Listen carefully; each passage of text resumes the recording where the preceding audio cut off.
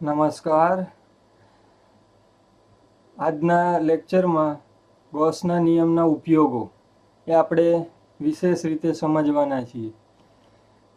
જો હવે ગોસના નિયમના ઉપયોગો 3 રીતે આપણે શીખીશું.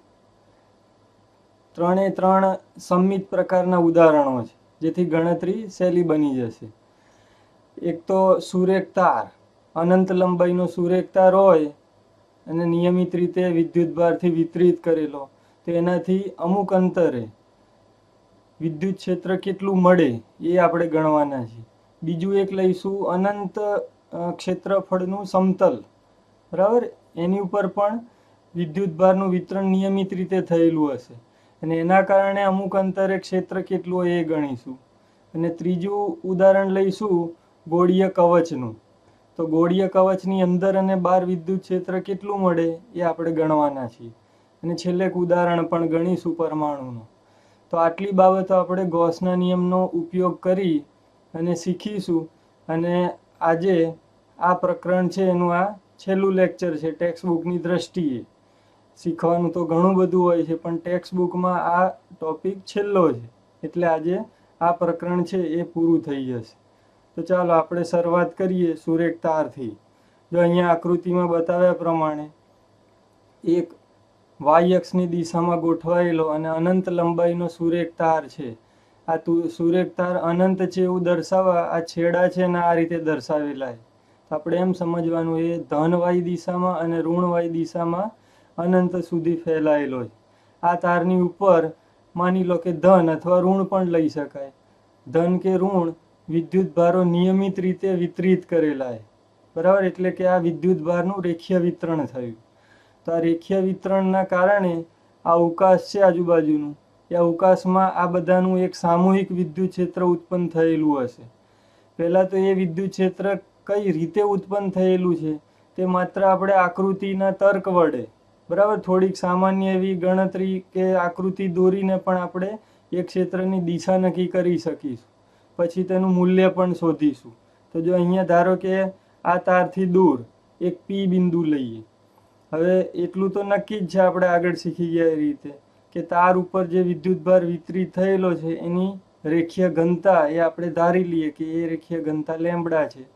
તો આ તારના કારણે તારથી દૂર એવા કોઈ પી બિંદુ પાસે વિદ્યુત ક્ષેત્ર આપણે શોધવું છે. જો હવે આ પી બિંદુ છે જેટલા અંતરે છે અંતરને આપણે વ્યાખ્યાયિત કરી દઈએ. ધારો કે આર છે.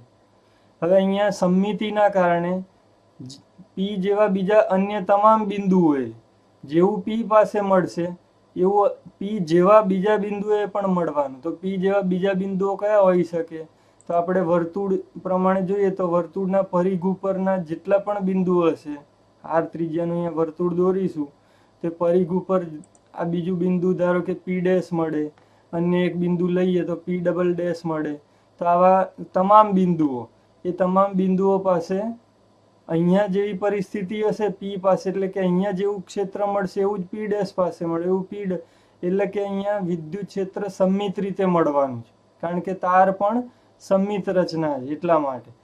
તો એટલું નક્કી થઈ ગયું કે પી પાસે શોધીએ તો એ પી ડેશ ને અને પી ડબલ ડેશ ને એના જેવા બધા બિંદુઓને લાગુ પડશે. તો અત્યારે આપણે માત્ર પી પાસે શું પરિસ્થિતિ છે સમજીએ. તો પી પાસેનું ક્ષેત્ર કોના કોના કારણે ઉત્પન્ન થશે? તો આપણે તારને એક સૂક્ષ્મ વિભાગ તરીકે લઈએ. ધારો કે અહીંયા નાનો ટુકડો લઈએ તો એનું ક્ષેત્ર ધન વિદ્યુતભારની જેમ તારને, અથવા તો આ એક્સ અક્ષની દિશામાં એવું કહીશું, તારને લંબ અને ત્રિજ્યાવર્તી બહારની દિશામાં એ મળે, બરાબર. નાનો ટુકડો હોય તો એવું આપણે આશરે ધારી શકીએ. પણ દૂરના વિભાગો લઈએ, બરાબર. જો અહીંયા આપણે આ આકૃતિમાં દૂરના વિભાગોને પસંદ કરીએ. ધારો કે આ બે વિભાગ મેં દર્શાવ્યા છે, એ બે વિભાગને નામ આપી દઈએ P1 વિભાગ અને આ છે P2 વિભાગ. તો આ બે વિભાગમાં પણ ધન વિદ્યુતભાર છે, ધન વિદ્યુતભારિત ખંડ છે. તો એના કારણે રચાતું ક્ષેત્ર છે એ ધન વિદ્યુતભારની દ્રષ્ટિએ જોઈએ તો આ રીતે સુરેખ P1 અને P એ બેને જોડતી રેખા ઉપર આ રીતે બહારની તરફ મળે. એ રીતે P2 નું પણ મળે. હવે અહીંયા થોડીક ગણતરી જટિલ બનશે. તો અહીંયા મધ્ય ભાગ P1 અને P2 એમ 3 વિભાગોનું સામૂહિક ક્ષેત્ર અહીંયા શોધવું પડે. તો જો એ ગણતરી કરી શકીએ એટલે આ વિભાગનું તો અહીંયા હશે જ, પણ આ બેનું આ રીતે દર્શાવીશું. હવે અહીંયા સમમિતિના કારણે જો આ ભાગ છે એના બે ઘટક પડે, વાયએક્સ ધન વાય દિશામાં અને ધન એક્સ દિશામાં. એ રીતે P2 વિભાગના પણ બે ઘટક પડશે વિદ્યુત ક્ષેત્રના, ધન એક્સ દિશામાં અને ઋણ વાય દિશામાં. ધારો કે P1 અને P2 એકદમ સરખા લીધા હોય લંબાઈની દ્રષ્ટિએ, વિતરણની દ્રષ્ટિએ, તો એના આ જે ઘટક વિદ્યુત ક્ષેત્રો છે એ પણ સરખા મૂલ્યના મળે, તો એકબીજાની અસર નાબૂદ કરશે. તો પરિણામી ક્ષેત્ર છે એ જેવું આ મધ્ય ભાગથી મળતું હતું બરાબર, એ જ રીતે આ P1 અને P2 ના કારણે પણ રચાશે. તો આપણે એવું કહી શકીએ કે પરિણામી ક્ષેત્ર છે એ ત્રિજ્યાવર્તી દિશામાં બહારની તરફ તારને લંબ દિશામાં જ મળશે. કોઈ પણ જગ્યાએ આ ગણતરી કરીશું તો આખા તારનું વિદ્યુત ક્ષેત્ર હંમેશા તારને લંબ દિશામાં, બરાબર, અહીંયા એક્સ અક્ષની દિશામાં જ હંમેશા રચાવાનું. તો એટલું નક્કી થઈ ગયું કે આવો તાર લીધો હોય અનંત લંબાઈનો, તો એનું વિદ્યુત ક્ષેત્ર હંમેશા તારથી લંબ દિશામાં કોઈ પણ બાજુમાં, બરાબર, તો હંમેશા તારથી લંબ દિશામાં મળવાનું છે. એ આપણે અહીંયા સાબિત કર્યું. હવે એનું મૂલ્ય કેટલું છે એ હવે ગણતરી કરીએ. તો આવો એક તાર લઈએ, આ બધું વર્ણન મેં કરી દીધું. હવે આપણી પાસે એક બહુ આસાન રીત છે જ ગૌસના નિયમનો ઉપયોગ. તો આપણે આ તાર છે એની આજુબાજુ એક સમમિત પ્રકારનું, જેનો આકાર છે એ નિયમિત હોય અને આકારનું ક્ષેત્રફળ પણ આપણે સંકલન કે કોઈ પણ બીજા ગણિતનો ઉપયોગ કર્યા વગર સીધું જ જાણતા હોઈએ, તેવો જ આપણે આકાર પસંદ કરી શકીએ. જો ગૌસના નિયમ પ્રમાણે ક્ષેત્રફળ બંધ આકૃતિ જે રહી, બંધ ક્ષેત્રફળ, બંધ પૃષ્ઠ, એ કેવું લેવું એનો કોઈ નિયમ નથી. આપણી ઈચ્છા પડે એવું આપણે લઈ શકીએ. તો આપણે હંમેશા એવું જ પસંદ કરવાનું કે જેનું ક્ષેત્રફળ પહેલેથી આપણે જાણતા હોઈએ, અને એ ક્ષેત્રફળના સદિશો એ હંમેશા આપેલો જે વિતરણનો પ્રકાર હોય એના સદિશોને સમાંતર મળે, જેથી ડોટ ગુણાકાર છે એ સહેલો બની જાય. તો અહીંયા આપણે તારની સમમિતિ પ્રમાણે આપણે ગૌસિયન સપાટી છે એ નળાકાર પસંદ કરીએ. જો આ ગણતરી કોઈ પણ આકાર, નળાકાર, ગોળાકાર, લંબઘન કે અન્ય કોઈ પણ આકાર માટે પણ આ સાચું જ છે, પણ એની ગણતરી છે એ બીજા આકાર માટે અઘરી થઈ જશે, બરાબર. કોઈને ગણિતમાં બહુ વધારે રસ હોય અને સાબિત કરવું હોય તો એ કરી શકે. તો અહીંયા આપણે એક સરળ રીતે ગણતરી સમજી રહ્યા છીએ. તો ગૌસિયન સપાટી નળાકાર લઈએ. તો આ રીતે ધારો કે ગૌસિયન સપાટી પસંદ કરીએ. હવે આ ગૌસિયન સપાટીની ત્રિજ્યા એ આર ધારી લઈએ. તો તારથી જેટલે બધા આર, આવા બધા આર પાસે એક સરખી પરિસ્થિતિ હશે. ધારો કે અને બીજું આ ગૌસિયન સપાટીની ઊંચાઈ કે પહોળાઈ એ એલ છે એમ માની લઈએ. હવે આ ગૌસિયન સપાટીથી આર અંતરે રહેલા તમામ બિંદુઓ, એટલે કે ગૌસિયન સપાટી ઉપરના તમામ બિંદુઓ તારથી આર અંતરે, તો એવા પી બિંદુઓ મળશે આપણને. એટલે કે ગૌસિયન સપાટી ઉપરના તમામ બિંદુઓ થઈ ગયા. એ તમામ બિંદુઓ માટે આપણે ગણતરી કરી રહ્યા છીએ, પણ અત્યારે એક જ બિંદુ પી પસંદ કર્યું. તો એ પી બિંદુ પાસે વિદ્યુત ક્ષેત્ર હમણાં આપણે સાબિત કર્યું એમ ત્રિજ્યાવર્તી દિશામાં, તારને લંબ દિશામાં, અને જો આ ધન હોય તો બહારની દિશામાં આ રીતે મળે. અહીંયા જો આ લાલ કલરનું સદિશ તીર બતાડ્યું છે એ રીતે મળશે. હવે આપણે ગણતરી શરૂ કરીએ. નળાકાર ગૌસિયન સપાટીના બે છેડાઓમાંથી ફ્લક્સ શૂન્ય થાય એવું તો મેં તમને અગાઉ શીખવાડી જ દીધું છે. આપણે આગળ થિયરી શીખતા હતા ત્યારે નળાકારની બે થિયરીઓ જતી રહી. એમાં આપણે એવું સાબિત કર્યું હતું કે આ જે ગોળીય સપાટી હોય ત્યાં હંમેશા ફ્લક્સ 0 હોય. એનું કારણ છે આપણે આગળ શીખી ગયા છીએ. તો અહીંયા પણ એ સીધું લખી શકાય. હવે બીજું, નળાકારની વક્ર સપાટી. તો આ ભાગ છે આખો વક્ર સપાટી કહેવાશે. સપાટીએ ઈ દરેક બિંદુએ લંબ છે, બરાબર, કારણ કે તારનું ક્ષેત્ર અહીંયા ત્રિજ્યાવર્તી છે બહારની દિશામાં. તો ક્ષેત્રફળને હંમેશા લંબ રહેશે વક્ર સપાટીને, અને તેનું મૂલ્ય બધી જગ્યાએ સમાન રહેવાનું, કારણ કે આપણે નળાકારની ત્રિજ્યા જેટલા અંતરે જ બધી ગણતરીઓ કરી રહ્યા છે. એટલે આ પી જેવા બધા બિંદુઓ એ સરખા અંતરે જ મળવાના છે, તો મૂલ્ય પણ સરખું હશે. હવે આપણે ફ્લક્સ શોધવું હોય ને ફ્લક્સ ઉપરથી ક્ષેત્ર, તો સૌથી પહેલા એનું ક્ષેત્રફળ ગણી લઈએ. તો ગૌસિયન સપાટી છે નળાકાર, એની વક્ર સપાટી થઈ એનું ક્ષેત્રફળ આપણે જાણીએ છીએ કે આ પરિઘ 2πr અને આ લંબાઈ એટલે L, એટલે કે જાણે કે નળાકારને આપણે આમ ખોલી નાખીએ તો એક લંબચોરસ બને જેની ઊંચાઈ L થશે અને પહોળાઈ 2πr થવાની. તો વક્ર સપાટીનું ક્ષેત્રફળ 2πrl થશે. તો નળાકારની આ સપાટીમાંથી પસાર થતું ફ્લક્સ એટલે કે ક્ષેત્ર ડોટ ગુણાકાર ક્ષેત્રફળ ડોટ ગુણાકાર છે એ cos 1 થઈ જવાનું, એટલે ફ્લક્સ છે એ E અને ક્ષેત્રફળના સાદા ગુણાકારથી પણ મળી જાય, એટલે E ગુણ્યા 2πrl એટલે ક્ષેત્ર ગુણ્યા ક્ષેત્રફળ. હવે આ સપાટી વડે ઘેરાયેલો વિદ્યુત ભાર કેટલો છે? તો જો આટલો ભાગ છે આ જે હું બતાવી રહ્યો છું એ ઘેરાયેલો વિદ્યુત ભાર કહેવાય. તો એકમ લંબાઈમાં લેમ્બડા હોય છે, તો આપેલી લંબાઈમાં કેટલા? તો આપેલી લંબાઈ L છે, તો આ બેનો ગુણાકાર, એટલે આ ગૌસિયન સપાટીની અંદર ઘેરાયેલો વિદ્યુત ભાર લેમ્બડા L થાય. હવે ગૌસનો નિયમ એપ્લાય કરો. તો ગૌસનો નિયમ મેં તમને કીધું તો આ રીતે જ યાદ રાખવાનું, એટલે કોઈ પણ પરિસ્થિતિમાં એને લાગુ પાડી શકીએ. હવે આમાં જે શોધવું છે ઈ શોધવો છે તો એને આપણે કરતા બનાવીશું. બાકીનું જે કંઈ આપણી પાસે હોય, બરાબર, જમણી સાઈડ હોય કે આ ડાબી સાઈડ હોય, જે હોય એ મૂકતા જવાનું. તો હવે જો અહીંયા આ ઈ ડેલ્ટા એસ એટલે કે ફ્લક્સ એ આપણે ગણી નાખ્યું, આ ભાગ એ અહીં મૂકી દેવાનો.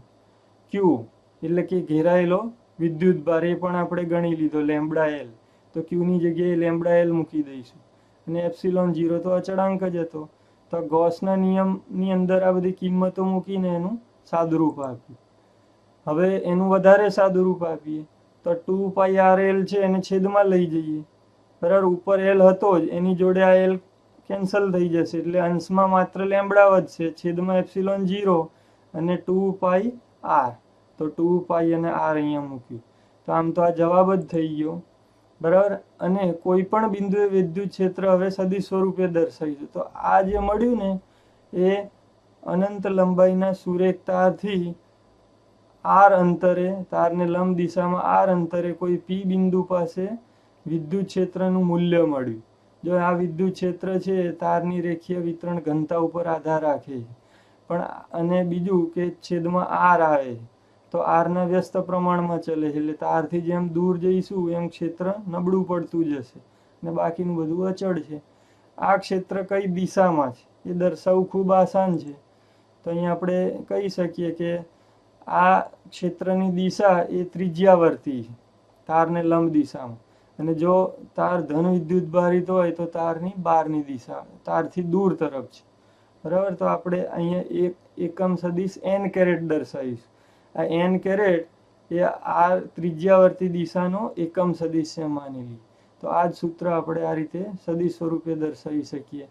તો આ ક્ષેત્ર છે એ બહારની તરફ હશે, ધન હશે ત્યારે, અને જો તારનું વિતરણ એ ઋણ વિદ્યુત ભારનું હશે તો આની દિશા ઊંધી થઈ જશે, એટલે -n કેરેટ લેવું પડે, અને એ દિશા હશે તાર તરફ ત્રિજ્યાવર્તી દિશામાં, બરાબર. તો આ રીતે આપણે સુરેખ તાર છે એનું ક્ષેત્ર મેળવી શક્યા. હવે આપણે ગૌસનો નિયમ છે એ અનંત લંબાઈના અનંત ક્ષેત્રફળનું, લંબાઈ પહોળાઈ અનંત હોય એવું અનંત ક્ષેત્રફળનું એક સમતલ લઈએ. ધારો કે અહીં બતાડ્યું છે જેની ઉપર વિદ્યુત ભારની વિતરણ ઘનતા છે આપણે સિગ્મા વડે દર્શાવવી પડે.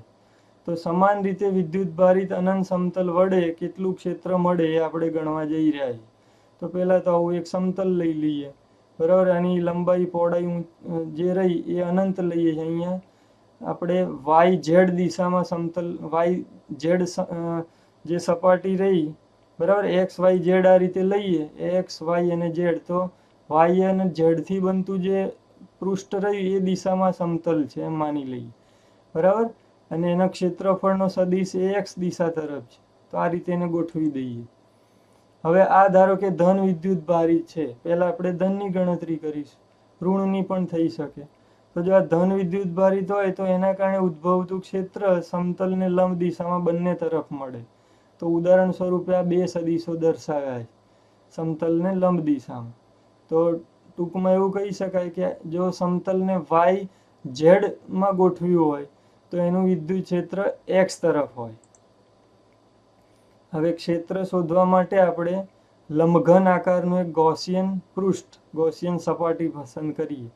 આ સપાટી આ સમતલને અહીંયા આકૃતિમાં બતાવ્યું છે એ રીતે ગોઠવાયેલી છે.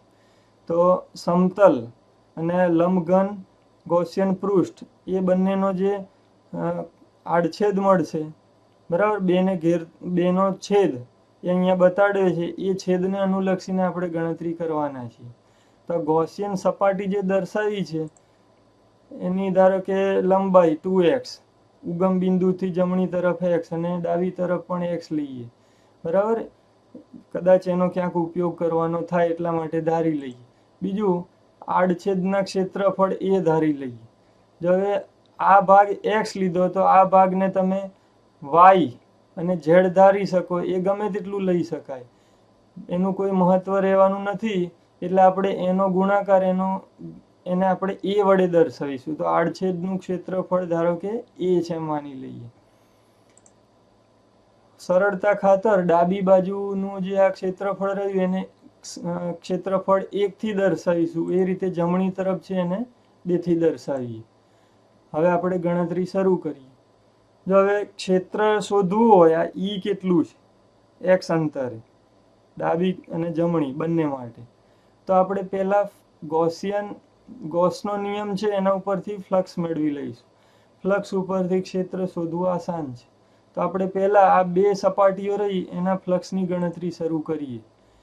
તો જો હવે સપાટી 1 અને 2 ના કારણે જે ફ્લક્સ મળશે એ આ રીતે લખી શકાય. સપાટી 1 નું ફ્લક્સ, આ સપાટી એનું ફ્લક્સ એને આપણે φ1 કહીએ.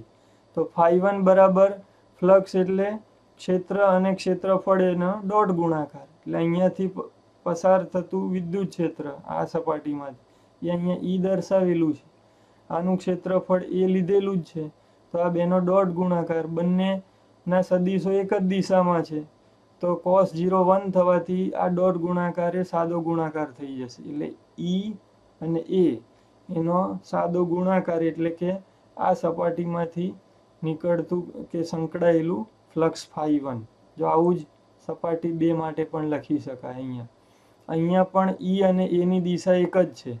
તો આનું ફ્લક્સ પણ સાદા ગુણાકાર ઈ થી થશે. જો હવે બંનેના ફ્લક્સ સરખા મળે, φ1 અને φ2 ના, કારણ કે અહીંયા સમમિતિ છે એ પ્રકારની, એટલે આવું મળ્યું. તો કુલ ફ્લક્સ એટલે આ બે ફ્લક્સનો સરવાળો.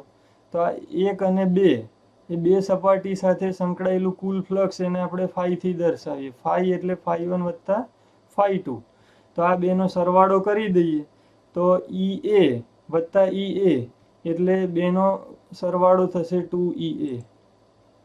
હવે ગૌસનો નિયમ છે એ સીધો દર્શાવી દેવાનો અને આમાં જે વસ્તુ શોધવી એને કરતા બનાવવાનું. જે કંઈ આપેલું એને મૂકી દેવાનું અને સાદું રૂપ આપી દેવાનું. જો હવે ઈ છે આપણે શોધવો છે, φ આપણે અહીંયા મેળવી લીધો, બરાબર, કિંમતો મૂકીએ તો φ બરાબર 2ea. અને બીજું કે આ જે સાઈડ રહી, બરાબર, φ બરાબર 2ea એટલે ઈ ડોટ ds એ પણ એમાં આવી ગયું. તો ઈ એ લખી દીધું કારણ કે આમાં ઈ φમાં φ છે ઈ સ્વરૂપમાં જ મળ્યું, એટલે એને આ લખો કે આ લખો બે એક જ થયું. હવે જમણી બાજુ q ભાગ્યા ε0. તો q એટલે ઘેરાયેલો વિદ્યુત ભાર. જ્યાં અનંત સમતલ હતું એની આજુબાજુમાં આપણે લંબઘન આકારનું ગૌસિયન પૃષ્ઠ લીધું. તો એ ગૌસિયન પૃષ્ઠની અંદર ઘેરાયેલો વિદ્યુતભાર અહીંયા હું જ્યાં બતાવી રહ્યો છું એ ક્ષેત્રફળમાં જેટલો વિદ્યુતભાર એટલો જ મળે. તો અહીંયા સમમિતિના કારણે ક્ષેત્રફળ 1 અને 2 જેટલું હતું એટલું જ આ મળવાનું છે. તો આપણે ધારો કે એમાં ઘેરાયેલો વિદ્યુતભાર છે q છે માની લઈએ. તો q કેટલો હશે? તો એકમ ક્ષેત્રફળ દીઠ ઘેરાયેલો વિદ્યુતભાર એટલે પૃષ્ઠ વિતરણ ઘનતા સિગ્મા. તો આપેલા ક્ષેત્રફળમાં કેટલું?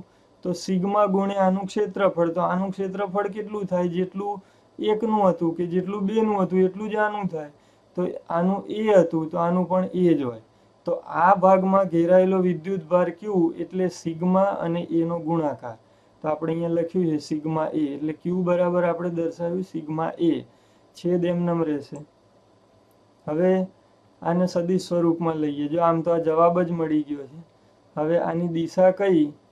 તો આનું સાદું રૂપ આપીએ, આ 2 ને છેદમાં લઈ લઈએ એટલે 2ε0, અને એને સદિશ સ્વરૂપમાં દર્શાવીએ તો સદિશ છે એ જે પૃષ્ઠની બહારની દિશામાં ધન અથવા ઋણ એક્સની દિશામાં મળશે અહીંયા.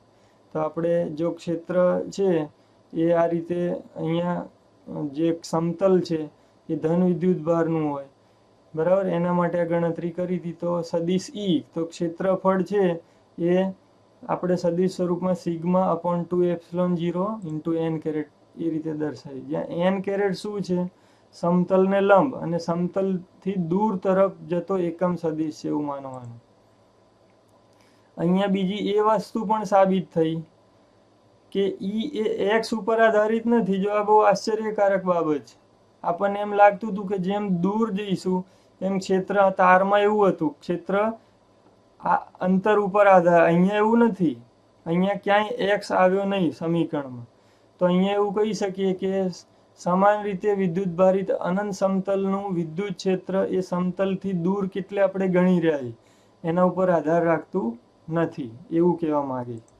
બીજું, એક મોટા સીમિત સમતલ માટે આ સમતલ છે ખૂબ મોટું લઈએ, અનંત નહીં પણ ખૂબ મોટું, એટલે એને કહેવાય મોટું સીમિત સમતલ, બરાબર. થિયરી આપણે ગણી અનંત સમતલ માટે, પણ હવે એનું ખાસ ગણતરી કરી રહ્યા સીમિત સમતલ માટે. તો એવું કહી શકાય કે આ જે જવાબ છે એ સમતલના મધ્ય ભાગમાં જે સીમિત રહી એ સન્નિકટ રીતે સાચું છે. એટલે આ જે થિયરી રહી અનંતની એ સીમિત સમતલને કેવી રીતે લાગુ પાડી શકાય, તો ખૂબ મોટું સમતલ હોય એના મધ્ય ભાગમાં આ સૂત્ર સાચું પડશે, બરાબર. એટલે ખૂબ મોટા સમતલના મધ્ય ભાગને આપણે આ થિયરી લાગુ પાડી શકીએ, અથવા તો અનંત સમતલ, એવું કહેવા માંગે. તો જો આ સૂત્ર યાદ રાખવાનું, તો અનંત લંબાઈનું વિદ્યુત ભારિત સમતલ હોય તો એ સમતલથી દૂર વિદ્યુત ક્ષેત્ર એ પૃષ્ઠ વિતરણ ઘનતા સિગ્મા ઉપર સીધી આધાર રાખે, બરાબર. સિગ્મા ભાગ્યા 2ε0 એટલુંનું મૂલ્ય હશે, અને દિશા એ સમતલને લંબ દિશામાં હશે. જો સમતલ ધન વિદ્યુત ભારિત હશે તો આ n કેરેટ એ બહારની તરફ લેવાનું, અને સમતલ ઋણ વિદ્યુત ભારિત હોય તો n કેરેટ છે એ સમતલને લંબ દિશામાં સમતલ તરફ લેવાનું. તો આ રીતે આપણે આ થિયરી સમજવાની છે. પરીક્ષામાં પૂછાય તો આ રીતે વર્ણન કરી અને મુદ્દાસર રીતે ગણતરી કરીને આ રીતે જવાબ લાવવાનો. ચાલો તો ત્રીજું ઉદાહરણ સમજીએ, ગૌસના નિયમનો ઉપયોગો. એમાં સમાન રીતે વિદ્યુત ભારિત પાતળું ગોળાકાર કવચ, એના લીધે કવચની બહારની તરફ અને અંદરની તરફ કોઈ પણ બિંદુએ ક્ષેત્ર કેટલું મળે એની ગણતરી સમજીએ. ધારો કે એક પાતળું, જો અહીંયા સરળતા ખાતરે જાડું બતાવ્યું છે પણ અત્યંત પાતળું છે માનવાનું, સપાટી છે એની જાડાઈ બહુ નથી, એને પાતળું કહેવાય. એવું એક ગોળાકાર ત્રિપરિમાણ કે કવચ લઈએ. એ કવચ છે એનું કેન્દ્ર O છે, જેની ત્રિજ્યા R છે, કેપિટલ R. આ કવચની પૃષ્ઠ વિતરણ ઘનતા ધન વિદ્યુત ભાર, ધારો કે આમાં નિયમિત રીતે વિતરિત થયેલો છે આખા કવચ ઉપર. તમે ફૂટબોલની સપાટી છે એ આકારનું છે એમ માની શકો. તો ફૂટબોલની સપાટી ઉપર વિદ્યુત ભારની પૃષ્ઠ વિતરણ ઘનતા સિગ્મા છે, બરાબર. આ કવચ છે ને ત્રિપરિમાણમાં એ રીતે ધારવાનું, એ સિગ્મા માની લો. હવે આ કવચ છે એ બિંદુઓ ધન વિદ્યુત ભારની જેમ વર્તતું હોય છે. તો ધન વિદ્યુત ભારનું ક્ષેત્ર ધન વિદ્યુત ભારથી ત્રિજ્યાવર્તી દિશામાં બહારની તરફ મળતું હોય છે. તો એવું અહીંયા પણ મળે. તો જો અહીંયા ક્ષેત્રના સદિશો દર્શાવેલા છે, તો આ કવચનું ક્ષેત્ર આ રીતે અવકાશમાં ફેલાયેલું હશે. હવે એ ક્ષેત્ર કેટલું છે, બરાબર, કોઈ બિંદુ પાસે આપણે ગણવું છે કવચની બહાર.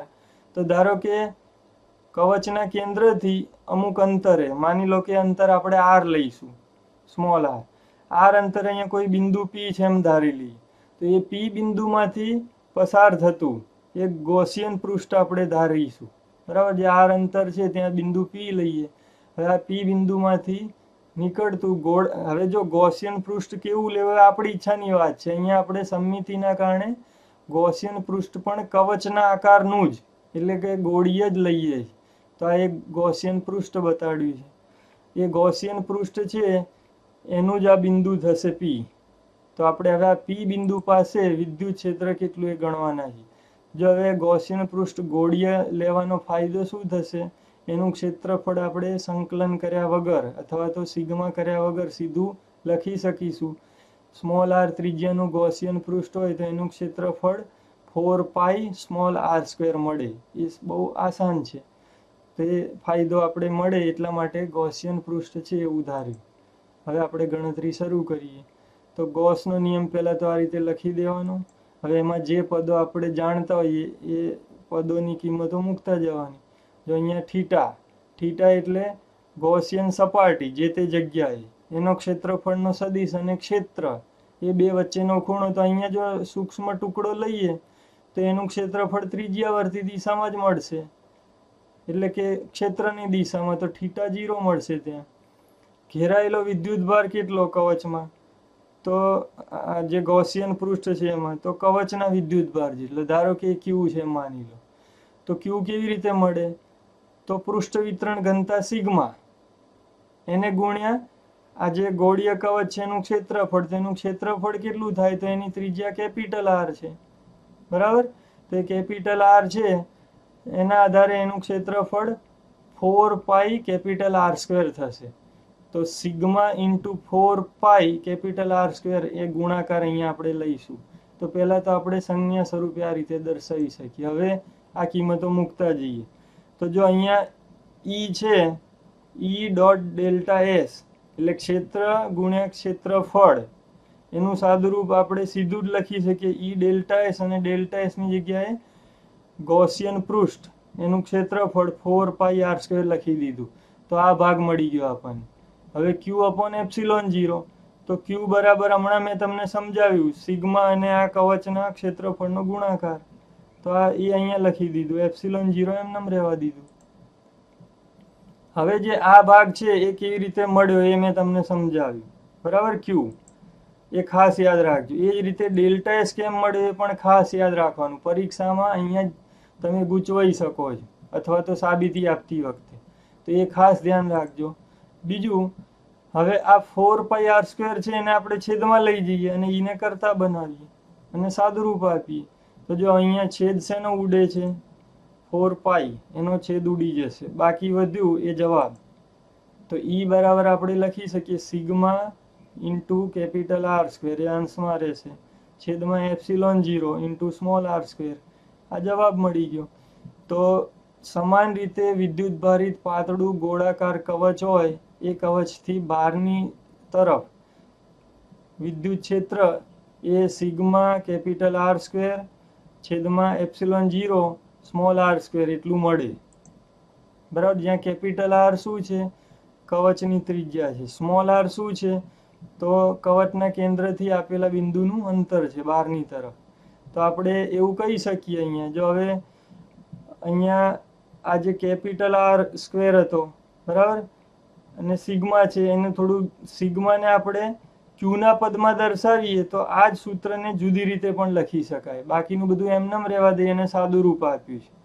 તો સિગ્મા છે એ સિગ્માની જગ્યાએ આપણે શું લખી શકીએ, તો અહીંયા જે વિતરણની ઘનતા છે આ ક્યુ હતો, તો Q/4πR² લખી શકાય, બરાબર. સિગ્મા બરાબર, તો એ અહીંયા મૂકીને સાદું રૂપ આપ્યું. તો આનું બીજું સ્વરૂપ છે. તો ક્ષેત્રને બે રીતે દર્શાવી શકાય, સિગ્મા સ્વરૂપે અને ક્યુ સ્વરૂપે, બંને અહીંયા દર્શાવેલા. તો અહીંયા આપણે ક્ષેત્રને જો સદિશ સ્વરૂપમાં દર્શાવીએ તો અહીંયા સદિશ ઈ બંનેમાં, અને બાજુમાં એકમ સદિશ r². તો r² કઈ તરફ છે, ત્રિજ્યાવર્તી બહારની તરફ. તો આ જવાબ મળી ગયા. અહીંયા આપણે શું લખી શકીએ, કવચની બહારના બિંદુઓ માટે મળતું ક્ષેત્ર એટલે કે અહીંયા જાણે કે કવચનો સમગ્ર વિદ્યુતભાર એ તેના કેન્દ્ર પર કેન્દ્રિત થયેલો હોય ત્યારે મળતા ક્ષેત્ર જેટલું છે. એ એવું કહેવા માંગે છે કે આ જે આપણે લખ્યું ને એ જો કોના જેવું સૂત્ર થયું, E બરાબર KQ/R² જેવું જ થયું. આનું સાદું રૂપ આમાં એ નથી સમજાયું, પણ આમાં એ સ્પષ્ટ રીતે દેખાય કે E બરાબર KQ/R². તો આ સૂત્ર તો બિંદુવત વિદ્યુતભારનું સૂત્ર હતું, બિંદુવત ધન વિદ્યુતભાર. તો કવચ છે સમાન રીતે વિદ્યુત ભારિત કવચ એ બહારની સાઈડમાં ધન વિદ્યુતભારના ક્ષેત્રના જેવું જ ક્ષેત્ર આપે, બરાબર. તો કવચ છે એ ધન વિદ્યુત ભારને સમતુલ્ય છે એવું કહી શકાય. ટૂંકમાં એવું યાદ રાખો, કવચનું વિદ્યુત ક્ષેત્ર કવચની બહારની દિશામાં બિંદુવત વિદ્યુત ભારના ક્ષેત્રના જેવું જ હોય છે એવું યાદ રાખી શકાય. જો અને એને સિગ્મા સ્વરૂપે દર્શાવવું હોય તો ક્યુની જગ્યાએ આપણે લખી દેવાનું સિગ્મા ઇન્ટુ 4πr² અને એનું સાદુરૂપ આપવાનું, તો આ સૂત્ર મળે.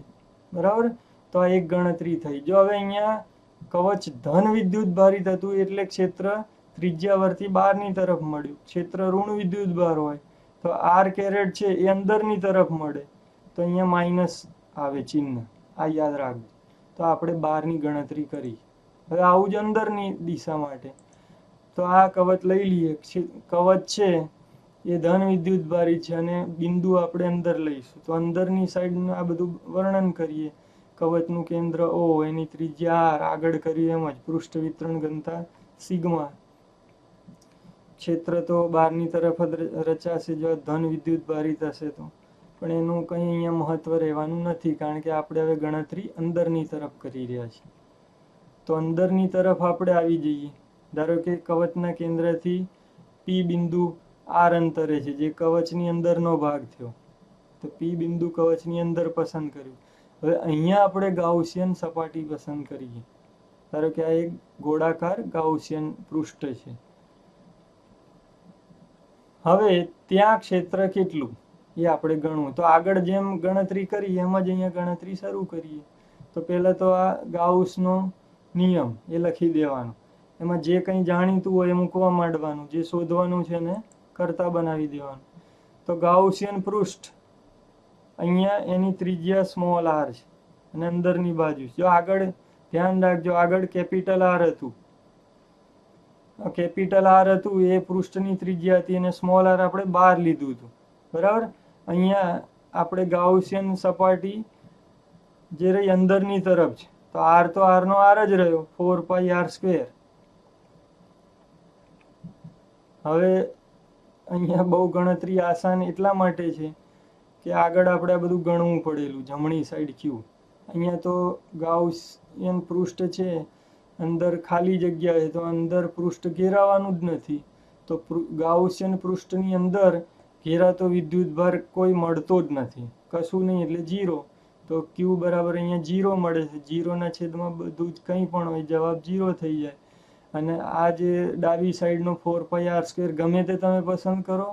જો અહીંયા એક આશ્ચર્ય એ છે કે અંદરની સાઈડમાં ગાઉસિયન પૃષ્ઠ ગોળાકાર લઈ લો, સમઘન લઈ લો, અનિયમિત, એનું કોઈ મહત્વ જ નથી રહેવાનું, કારણ કે 0ના છેદમાં બધું 0 થઈ જશે. એટલે જવાબ E બરાબર 0 થઈ જશે અંદરની સાઈડમાં.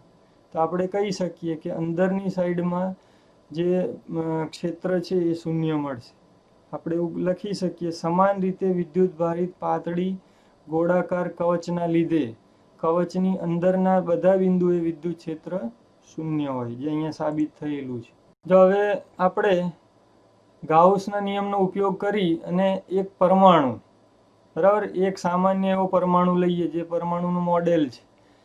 એ પરમાણુની અંદર વિદ્યુત ક્ષેત્ર કેટલું હોય અને બહારની સાઈડમાં કેટલું મળે, એવી ગણતરી ગાઉસના નિયમનો ઉપયોગ કરી અને આ ઉદાહરણ નંબર 1.13 પરમાણુનો એક દાખલો આપણે ગણીએ.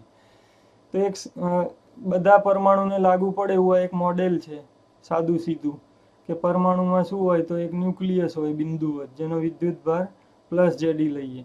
આજુબાજુમાં ઇલેક્ટ્રોનનું વિતરણ હોય, ઇલેક્ટ્રોનનું વાદળ હોય છે આમ તો, એટલે એને આપણે -Ze થી દર્શાવીએ. એ નિયમિત છે એવું બધું ધારી લઈએ. અને અહીંયા આપણે અંદરની સાઈડ અને બહારની સાઈડ એમ બંને જગ્યાએ વિદ્યુત ક્ષેત્રની ગણતરી કરીશું. જો અહીંયા રકમમાં બધું બતાવ્યું છે, આ જે પરમાણુ છે એની ત્રિજ્યા કેન્દ્રથી અને ઇલેક્ટ્રોનનું વિતરણનો જ્યાં અંત આવે ત્યાં સુધીનું અંતર કેપિટલ R ધારી લઈએ. તો આ પરમાણુ થયો, બરાબર. આ ઋણ વિદ્યુત ભાર વિતરણ થયું ને આ ધન થયું. પણ આ ધન વિદ્યુત ભાર અહીંયા ન્યુક્લિયસ છે એ થોડું મોટું બતાવ્યું છે, પણ એ ખરેખર બિંદુવત જેટલું નાનું હોય, જે આકૃતિમાં દર્શાવવું અશક્ય છે. એટલે એને અહીંયા સરળતા ખાતર થોડું મોટું બતાવ્યું છે, પણ તમારે એને માનવાનું બિંદુવત. બે રીતે ગણતરી કરીશું, બરાબર, અંદરની બાજુ અને પછી બહારની બાજુ. તો અંદરની બાજુમાં એક બિંદુ P પસંદ કરીએ. આ પી બિંદુ છે એ પરમાણુની ત્રિજ્યાથી એનું અંતર ઓછું છે, એટલે એને કહે R less than capital R. Capital R એટલે પરમાણુની ત્રિજ્યા, ને સ્મોલ આર એટલે પરમાણુની અંદર પસંદ કરેલું કોઈક બિંદુ, અને પછી એને બહાર પણ લઈશું. હવે પરમાણુની અંદર વિદ્યુત ક્ષેત્ર પી બિંદુ છે એ શોધવું હોય તો આપણે ત્યાં એક ગોળાકાર ગૌસિયન પૃષ્ઠ પસંદ કરીએ. જો અહીંયા ગૌસિયન પૃષ્ઠ સમમિતિના પ્રમાણે આપણે ગોળાકાર જ લઈશું, અને પરમાણુને પણ આપણે ગોળાકાર જ ધારીશું. એ રીતે પરમાણુની બહાર આવી જઈએ તો ત્યાં શું લખાશે? અહીંયા જેમ લખ્યું તેમ small R greater than R, એટલે એનો મતલબ થાય કે પરમાણુની આપણે બહાર આવી ગયા, અને ત્યાં ગૌસિયન પૃષ્ઠ આ રીતે ગોળાકાર પસંદ કરીશું. તો આ જે ઉદાહરણ છે આપણે બે ભાગમાં ગણવાનું છે, અંદરની બાજુ અને બહારની બાજુ. તો પહેલું આ રીતે ટાઇટલ આપી દેવાનું, પરમાણુની અંદર વિદ્યુત ક્ષેત્ર એની ગણતરી, એટલે આ જગ્યાએ, અને ગણતરી આપણે સ્ટાર્ટ કરવાની. હવે જો થોડું આ દાખલાનો શરૂઆતનો ભાગ છે ને પાઠ્યપુસ્તકમાં સમજાવે છે, જે સમજવું થોડુંક કઠિન છે, કોમ્પ્લિકેટેડ, એટલે એને થોડું અહીંયા આસાન કરીને બતાવી રહ્યું. આપણે ગણતરી આ રીતે શરૂ કરીએ. આર લેસ ધેન આર માટે ગૌસિયન પૃષ્ઠમાં ઘેરાયેલો વિદ્યુતભાર. તો આ ગૌસિયન પૃષ્ઠ છે, એમાં કોણ ઘેરાયેલું છે? તો ન્યુક્લિયસ પોતે, એટલે ન્યુક્લિયસનો વિદ્યુતભાર આપણે QN થી દર્શાવીએ. અને બીજું કે ઋણ વિદ્યુતભાર, બરાબર? ઋણ વિદ્યુતભાર છે ન્યુક્લિયસને આપણે બિંદુ જ ધારીએ, તો 0 થી સ્મોલ આર ત્રિજ્યાના ગોળાકાર ભાગમાં જેટલો ઋણ વિદ્યુતભાર મળે અહીંયા લખવાનો થશે. એ વખતે આપણે ન્યુક્લિયસને અવગણવાના છે. તો આ રીતે આપણે લખી શકીએ. તો ઘેરાયેલો વિદ્યુતભાર કેટલો? તો ન્યુક્લિયસનો Zd વત્તા ઇલેક્ટ્રોનના વિતરણનો. તો ઇલેક્ટ્રોનના વિતરણનો વિદ્યુતભાર આપણે આ રીતે દર્શાવવાનું. ધારો કે અહીંયા જે વિદ્યુતભારનું વિતરણ છે એની કદ વિતરણ ઘનતા એ ρ છે, બરાબર? તો આપેલા કદમાં ઘેરાયેલો વિદ્યુતભાર કેટલો? તો આપેલું કદ એટલે અહીંયા સ્મોલ આર ત્રિજ્યાનું ગોળાનું કદ થશે, એટલે 4/3 પાઈ આર ઘન ઇન્ટુ ρ. તમને એમ થશે કે આમાં ઘેરાયેલો છે, એમાં આને કેમ ધ્યાનમાં ના લીધું? તો એને આપણે એટલા માટે અવગણી શકીએ કારણ કે ઋણ વિદ્યુતભાર છે એનું જે વિતરણ છે એના સાપેક્ષમાં ધન વિદ્યુતભાર અહીંયા છે એનું કદ ખૂબ ઓછું છે, એટલે એને આપણે ધ્યાનમાં ના લીધું. તો ઋણ વિદ્યુતભાર વિતરણ ઘનતા ρ બરાબર -Zd છેદમાં 4/3 પાઈ આર ઘન, અને ન્યુક્લિયસનું કદ અવગણતા. જો આ આપણે અહીંયા ઉલ્લેખ ના કરીએ તો આવી રીતે એને લખી શકાય નહીં. અને અહીંયા આપણે એને એટલા માટે અવગણી શકીએ છીએ કે ન્યુક્લિયસનું કદ છે એ ખૂબ નાનું છે. કોના સાપેક્ષમાં? ઋણ વિદ્યુતભાર વિતરણ ઘનતાના કદની સાપેક્ષમાં ધન વિદ્યુતભાર વિતરણ ઘનતા છે એનું કદ ખૂબ ઓછું હોવાથી આ સ્ટેપમાં જ એને અવગણી શકાય, બરાબર? બાકી વિદ્યુતભારની ગણતરી કરીશું સિગ્મા ક્યુ, એ વખતે પાછું એને ધ્યાનમાં લઈશું આપણે, જે અહીંયા ધ્યાનમાં લીધું જ છે. એટલે આ એક આશ્ચર્યકારક અહીંયા ગોઠવણી કરી. વિદ્યુતભાર ધ્યાનમાં લેવાનો પણ એનું કદ ધ્યાનમાં નથી લેવાનું ન્યુક્લિયસ માટે, એવું આ છે. આનું સાદુરૂપ આપી દઈએ તો અહીંયા જે 4/3 પાઈ આર ઘન હતું એ એમને રહેવા દો, ρ છે એની જગ્યાએ આ મૂકી દો, સાદુરૂપ આપો. 4/3 છે એનો છેદ ઉડશે, બાકીનું જે વધ્યું એને ફરીથી લખો. તો જો એ આ રીતે આપણે લખ્યું. તો ગૌસના નિયમ પ્રમાણે હવે એનું સાદુરૂપ આપીએ. તો ગૌસનો નિયમ છે, તો ગૌસના નિયમમાં E ડેલ્ટા S બરાબર Q/ε0. આ જે Q મળ્યો એ Q અહીંયા અંશમાં મૂક્યો, બરાબર? આ ડેલ્ટા S છે એ ગૌસિયન સપાટીનું ક્ષેત્રફળ છે. ગૌસિયન સપાટીની ત્રિજ્યા સ્મોલ આર, તો 4 પાઈ આર સ્ક્વેર એનું ક્ષેત્રફળ થયું. ε0 એમનેમ હતું. તો જો આ જે મળ્યું એ શું કહેવાશે? પરમાણુની અંદરના ભાગમાં જ્યારે R less than capital R હોય એ શરત પ્રમાણે અંદરના ભાગમાં પરમાણુનું વિદ્યુત ક્ષેત્ર છે. હવે એને થોડું સરળ રીતે સાદુરૂપ આપી અને એને આમ પણ લખી શકાય. જો આમાં સાદુરૂપ શું આપ્યું? આ Zd ને કોમન કાઢ્યો, એ બહાર લીધું. આ 4 પાઈ આર સ્ક્વેર છે અને અહીંયા લઈ લીધું એના છેદમાં, અને અહીંયા શું વધશે? તો 1 r/r3, બરાબર? આ સાદુરૂપ આપ્યું છે અને એને દર્શાવેલું, કારણ કે અહીંયા જે આર ક્યુબ છે બરાબર, એનું આર થઈ ગયું છે સાદુરૂપ આપી, તો આ રીતે એને દર્શાવી શકીએ. હવે આપણે પૃષ્ઠની જે બિંદુ છે બહાર લઈએ, ગૌસિયન પૃષ્ઠ બહારની સાઈડમાં લઈએ. તો બહારની સાઈડમાં છે એ ગણતરી કરીએ તો ઘેરાયેલો વિદ્યુત ભાર છે આખા પરમાણુનો થઈ જશે. પરમાણુ તો વિદ્યુતની દ્રષ્ટિએ તટસ્થ હોય છે, આયનીકરણ ના થયું હોય. તો ન્યુક્લિયસનો જેટલો છે એટલો જ ઋણ વિદ્યુત ભારનો છે, તો ઘેરાયેલો વિદ્યુત ભાર શૂન્ય થઈ જશે પરિણામે. જો હવે બહારની સાઈડમાં ગણતરી બહુ આસાન થઈ ગઈ. જેડી ન્યુક્લિયસનું ઓછા જેડી ઇલેક્ટ્રોનનું, બંને સરખું હોવાથી પરિણામ 0. તો ગૌસના નિયમ પ્રમાણે બહારની સાઈડમાં મળતું વિદ્યુત ક્ષેત્ર શૂન્ય થઈ જશે. બરાબર. તો અહીંયા આપણે પરમાણુની અંદર અને પરમાણુની બહાર એ બંને ગણતરીઓ કરી અને જવાબ લાવ્યા. તો આ બે પરિણામ યાદ રાખો અને પરીક્ષામાં આ રીતે મુદ્દાસર દર્શાવો, જ્યાં વર્ણન કરવું હોય ત્યાં કરો. જો એક બહુ સારું ઉદાહરણ છે, બરાબર. ગણતરી થોડીક શરૂઆતમાં અઘરી લાગે એવી છે, પણ બહુ મજાનું ઉદાહરણ છે ને વાસ્તવિક છે. આ વાસ્તવિક દુનિયાને લાગુ પડે એટલા માટે મહત્વનું. તો પરમાણુનું વિદ્યુત ક્ષેત્ર એ પરમાણુની અંદર હોય છે પણ પરમાણુની બહાર નથી હોતું, એવું પણ સાબિત થાય છે. જો હવે અહીંયા આ પ્રકરણની બધી થિયરી છે એ આપણે પૂરી કરી. બહુ સારી રીતે મેં શક્ય એટલો પ્રયત્ન કરીને તમને સમજી શકો સારી રીતે સમજાવવાનો પ્રયત્ન કર્યો છે. તો છેલ્લે આજના લેસનનું પણ આપણે હોમવર્ક જોઈ લઈએ. આ પ્રેક્ટિસ વર્ક છે, તમે કરશો તો તમને થિયરી સારી રીતે આવડશે. અનંત લંબાઈના વિદ્યુત ભારિત તારથી મળતા વિદ્યુત ક્ષેત્રનું સૂત્ર તારો મેં તમને શરૂઆતમાં શીખવાડ્યું. અનંત લંબાઈના વિદ્યુત ભારિત સમતલ છે એની થિયરી શીખ્યા. એ બંને પછી કવચની શીખ્યા અને પરમાણુ. તો આ ચાર થિયરી બહુ સારી રીતે તમે એકવાર જોઈ લો, ફરીથી જુઓ, એને વાંચો, લખો, સમજો, બરાબર, મનન કરો અને આ રીતે એને યાદ રાખો. તો અહીંયા આપણે આ પ્રકરણ છે એ પૂરું કરીએ છીએ. તો પ્રકરણ નંબર 1 વિદ્યુત ભારો અને વિદ્યુત ક્ષેત્ર એ ટેક્સ્ટ બુક પ્રમાણે, બરાબર, પાઠ્યપુસ્તકમાં આટલું આપેલું છે, આપણે અહીંયા સમાપ્ત કરીએ. તો હવે આપણે મળીશું બીજા પ્રકરણમાં. Thank you. આવજો. જય સ્વામિનારાયણ.